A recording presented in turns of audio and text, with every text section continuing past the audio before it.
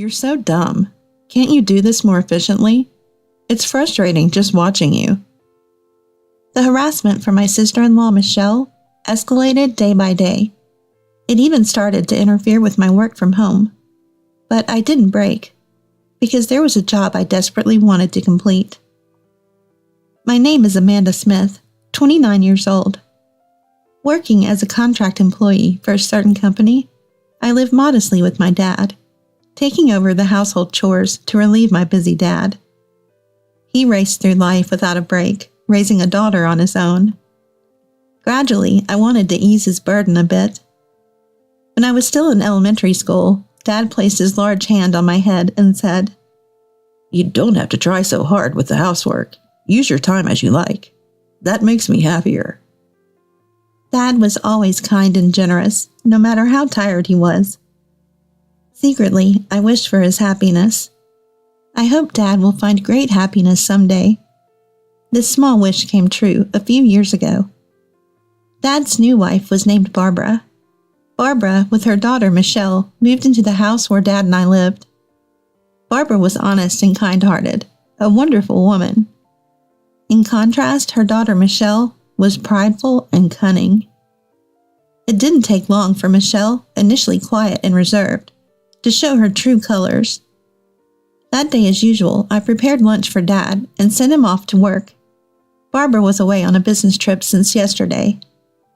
Michelle, a college student, should have had lectures today. I decided to prepare her lunch before she woke up. Even with 4 in the family, I still managed all the household chores. Working from home, I had some flexibility, and I didn't mind cleaning or cooking. It was a nice break from work, refreshing my mind. Barbara, now my stepmother, said, "I feel bad having you do everything." But I assured her I enjoyed it. By the time I set breakfast for Michelle and me on the table, I heard her coming down the stairs. Groggy Michelle entered the living room, and I greeted her. "Good morning." "Breakfast is ready. Your lunch is on the table, too. Feel free to take it." Michelle paused and said, "I'm not going to college today." "Huh? But your calendar said you had lectures." "They were rescheduled later. I updated the calendar. Didn't you see it?" Sorry, haven't checked yet." In our house, where lifestyles greatly differ, we decided to write down schedules on a shared calendar. I'm still not used to this new habit and sometimes forget to check. Michelle sighed heavily and muttered, "You're really clumsy," before returning to her room. I didn't take her words too seriously, assuming she was just cranky from waking up. 2 weeks passed since then. After days of relentless rain, it finally cleared up on a sunny Saturday morning. Feeling refreshed, I was hanging laundry when I sensed Michelle, who had slept in, getting up. But something was noisy. She rushed from the bathroom to the upstairs, then hurried back down, looking around the living room. "Hey, where's my skirt?" Michelle's demanding tone was suddenly directed at me. "Skirt? If you mean the one in the laundry basket yesterday, I'm about to hang it." "No, the one I asked you to wash separately 2 days ago. I told you at dinner, remember?" "Oh, that one. It had a small tear, so I decided to mend it before washing separately. I finished mending it last night, and it's in the washer now." "What? Didn't you listen to me? I said I needed it washed early because I'm wearing it today. Are you even listening?" I was at a loss for words. Indeed, she had asked to wash that long skirt separately, but I wasn't informed she needed it today. I recalled our conversation from 2 nights ago. "I want to wear it next Saturday, so please wash it by then." "Next as in next week?" Yeah. Don't make me repeat myself." Michelle ended the conversation abruptly, playing with her phone. That's when the misunderstanding occurred. And it was Michelle who hadn't listened properly. Though I had no reason to be blamed, I didn't want to argue and said, "Sorry, I misunderstood the date." But Michelle, standing before me, glared with a disdainful look. "Think an apology solves everything?" This is why I hate dumb people. Having a high school graduate sister is just unbearable. Can't even manage household stuff properly. Michelle attends an elite university known nationwide. Our worlds are different. Yet I had hoped we'd get along, now that we're family. Just to be clear, I never thought of you as family from the start. Michelle said mockingly, with a disturbing smile. Seeing that expression, I felt an eerie chill. From that day, Michelle's disdain towards me became more apparent in her actions. When I worked from home, loud music blared from Michelle's room. Not just disrupting my work, but loud enough to be a nuisance to the neighbors. Could you lower the volume a bit? The neighbors might complain. I asked timidly, but she retorted. What? Don't boss me around. I'm annoyed by the typing sounds from your room. She slammed the door in my face. On another day, Michelle brought friends home and said loudly, Isn't it embarrassing having a high school graduate sister who can't even get a decent job? I wish she'd move out soon. One of her friends, leaving, jokingly said to my door, Sorry for disturbing. Michelle feels sorry for you, so please move out soon, okay? Her friends laughed as they passed my room. These harassments always happened when our parents were away. In front of Dad and Barbara, Michelle played the role of a good sister, eerily amicable towards me. Before long, Michelle graduated from university and secured a job at a major corporation. Within a year, she got engaged to her company's superior. By then, I had moved out to live alone, freeing myself from daily harassments and gradually regaining a peaceful life. One day, an invitation to Michelle's wedding arrived. The ceremony was to be held overseas. Sighing, I placed the invitation on a nearby table. About 3 months later, I boarded a plane from Los Angeles International Airport to France. Since moving out, I had become distant from my family. I was worried about Dad, but Barbara was with him. Without me in that house, Michelle wouldn't cause trouble. To preserve Dad's happiness, I wanted to avoid family conflicts. It was better to keep my distance from Michelle and minimize visits to my family home. To Dad and Barbara, I said I moved out to focus on my career. Despite the suddenness, they respected my decision, telling me, Don't worry about home. Just do what you think is right. Yes, you should pursue what you want. It's a once-in-a-lifetime chance, they said with a smile. It's true, Michelle's actions affected my work, but that wasn't the only reason I left. I felt it was time to confront my own life and take a new step. On the night before Michelle's wedding, in my hotel room, checking the dress and belongings for the next day, my phone rang. Michelle's name appeared on the screen. A bad feeling washed over me. Hesitantly, I answered the phone. It was Michelle's voice after several months.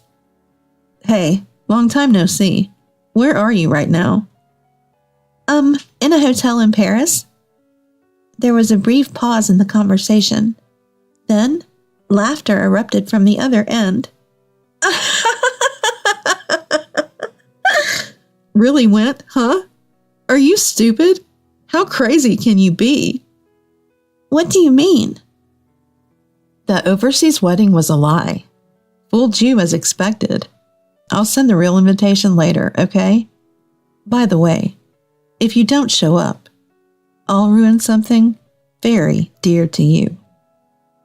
The call ended there. I sat weakly on the bed. Michelle had played a cruel trick on me, and she might be planning another scheme. Additionally, Michelle said, moreover, she threatened to ruin what's most important to me if I didn't attend. Such an act could harm not just me, but Dad and Barbara as well. Michelle could easily do something like that.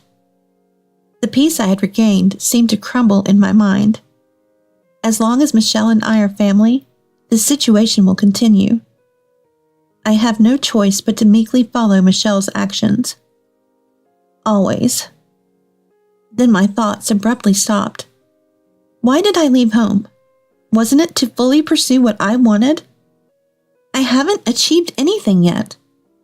Instead of feeling weak, I should work to change the situation. Even someone like me can find a way to stand up to Michelle. I rose from the bed and reached for the curtains by the window. Outside the glass, the Parisian night unfolded. Life is strange. Sometimes when wandering in the dark, the path forward is illuminated and becomes clear. This was one of those moments. I closed the curtains, turned off the light, and slid into bed. The earlier anxiety had vanished, replaced by a soothing drowsiness. I closed my eyes slowly. Eventually, I spent about a week in France, taking the opportunity to enjoy sightseeing before returning home. Recharged, I returned to the U.S. and threw myself into work. Forgetting to eat and sleep, I spent days glued to my computer. My mind ran at full speed, devouring documents and typing furiously. After 2 months of this lifestyle, I visited a specific place. Walking down the main street in front of the station, I entered one of the buildings. Exiting the elevator on the 3rd floor, I knocked on the first door down the hall. A soft female voice invited me in from inside. In my tote bag was a thick file at home. Inside was a large amount of copy paper that I had printed out at home. I intended to hand these to someone. As I touched the doorknob, a wave of nervousness made my fingers tremble. It's okay, I've done everything I could. Now it was up to fate. I calmed myself down and quietly stepped into the room. On the day of Michelle's wedding, I had called the venue to inform them of my absence. Michelle probably thought I underestimated her, that high school graduate fool. Prideful Michelle, always needing to feel superior. But now I understood. Michelle lacked something vital. Something I possessed, but she did not. A knock on the dressing room door, and a man peeked in. Excuse me, it's almost time. Are you ready? Yes, I'm ready. I'll be right out. I picked up a Western book from beside me and left the room. At the same time, Michelle's wedding reception was underway. Stephen, her husband, was the son of a corporate president. Among the guests were some notable figures, and Michelle was inwardly proud. While everyone enjoyed the grand food and friends' performances, a man discreetly approached Stephen. After whispering something, Stephen said to Michelle, Amanda isn't coming today. She appeared on TV. Did you know? Michelle was taken aback, clueless. Looking towards the guests, she noticed some commotion among Stephen's invitees. It was also streamed online. Seems to be quite a topic. A colleague from Michelle's company nearby was heard speaking on her phone. I've read this book too. Just released last month and already going for a reprint? It's a foreign sci-fi novel. The author passed away long ago, but it turns out it's written by a globally renowned scientist. Someone started saying online. Another colleague at the same table mentioned, That's the one that's been trending on social media recently, right? It's got futuristic, predictive scenes, and a friend told me it's interesting. A translator named Amanda Smith. She was on a show today at noon. Amanda Smith? Isn't that Michelle's sister-in-law's name? Hearing this, Michelle immediately opened her mobile phone. A search on her timeline brought up my name. The top article read, Historic scientist posthumous work discovered. Interview with translator Amanda Smith on her encounter with the book. The wedding venue was already buzzing with this news. Amid the commotion, the ceremony soon concluded. After changing in the dressing room, Michelle stepped into the hallway to see her parents and Stephen. Along with Stephen's parents, in a tense atmosphere. Such an embarrassment, being the subject of harassment. We were clueless, and now we don't even know how to respond to inquiries from acquaintances, said Daniel, Stephen's father, and the head of a major corporation, in a stern tone. I've dined with Michelle numerous times, but she never once mentioned her sister-in-law, Amanda. Are they on bad terms? I value family bonds, you know. I was lenient because Stephen seemed smitten, but I hear some women at the company don't think highly of Michelle. Do you think I know nothing? Finally, Daniel added, You better make this right. Call Amanda immediately. Arrange for me to meet her directly. If you can't reach Amanda, consider this marriage null and void. Undoing a marriage was easy for someone like Daniel. If the marriage were called off after such a grand ceremony, it would severely tarnish Michelle's reputation. She'd be too embarrassed to face her colleagues, and her friends would surely ridicule her. Michelle, pale-faced, frantically pulled out her mobile phone. First call, second call, only the hollow ring. Fifth call, the number you're trying to reach is not answering. An automated voice responded. Maybe she's blocked you, her father suggested. No way. Amanda must just be busy, Michelle defended. Skipping a day on the wedding itself is not normal unless there's an accident or illness, especially for family. I don't want to invite more trouble into my home. A woman like you, prone to problems, is clearly not suitable for our family, Daniel concluded. But the ceremony is already over. Stephen, don't just stand there, say something. Michelle looked at Stephen with her characteristic pleading eyes, but Stephen turned away, refusing to look at her. At that moment, Michelle realized something. Her parents, standing behind her, were silent, just observing. They could have defended their daughter, but hadn't said a word. Mom, it's not my fault, right? Tell them it's not my fault. Barbara smiled ruefully and said, Actually, I got a call from Amanda yesterday. She said she couldn't make it to the wedding for some reasons. It's a long story, but you'll understand soon. It might be inconvenient for both of you, but she asked for forgiveness just this once. It's a big moment in her life. That's what Amanda said. What do you mean? You knew about today? You knew and didn't tell me? Yes, exactly. If I had told you, you would have interfered, right? After all the trouble you've caused Amanda, you never learn. Really, you're impossible. I've failed as a mother. Michelle listened with a defiant expression. We thought if you experienced some hardship, you'd understand. So Dad and I discussed it, and as bad as we felt for Amanda, we decided to turn a blind eye. It seems this is a family matter. We as outsiders should leave. Someone interjected. Wait, please, we're not done here. I'll bring Amanda, I promise. Please reconsider, Daniel. I don't want to be addressed by my name by you. Do you want to anger me further? Even Michelle fell silent under Daniel's stern gaze. This time she had picked the wrong battle. She watched dazed as Stephen and his parents walked away. Michelle, tasting her biggest defeat, finally realized her emptiness. After successfully appearing on the TV show, I was dining with an acquaintance. A French dinner at a luxurious hotel. Across from me sat Pamela, a dignified, calm elderly lady. I chose this place to celebrate. I wonder if a more casual setting would have been better. No, I'm really grateful. It's my first time dining somewhere like this, so I'm a bit nervous. I like your honesty. Just be yourself. I don't like formalities either. Enjoy the meal to the fullest. Pamela's titles included French literature researcher, translator, and translation school lecturer. She was also my mentor. I once found an old Western book among Mom's belongings. Dad said its origin was unknown. It appeared to be a novel written in French. There were notes throughout, indicating Mom had read it repeatedly. I remembered how Mom hummed foreign songs while cooking or doing laundry. It happened before I could remember, so I don't remember it clearly. Could those lyrics have been in French? I started reading the book bit by bit, translating with a dictionary, and got absorbed in its world. I became enchanted with the French language.